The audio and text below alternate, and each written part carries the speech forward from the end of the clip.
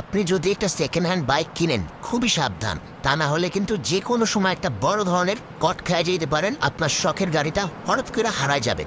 কারণ ইদানিং একটা চক্র বের হয়েছে, ওরা গাড়ি বিক্রি করে, কাগজ দিবে, ডকুমেন্ট দিবে, সব কিছু দিয়ে দিবে, চাবি দিয়ে দিবে আপনাকে 2টা চাবি, বাট ওদের কাছে একটা এক্সট্রা চাবি থাকে এবং গাড়িতে জিপিএস লাগানো থাকে। যেই জিপিএস দিয়ে ওরা আপনাকে ফলো করবে, আপনার গাড়ি কোথায় গেল, কি করতেছে, সব কিছু ওরা ট্র্যাক করে এবং সুযোগ পাইলেই আপনার গাড়ি নিয়ে উধাও।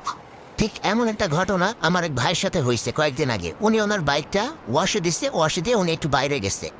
তো হঠাৎ করে এক লোক নাকি গিয়ে ওনার নাম বলছে, নাম বইলে বলছে যে এই যে চাবি, উনি গাড়িটা দিতে বলছে। তো ওই লোক গাড়ি নিয়ে হাওয়া।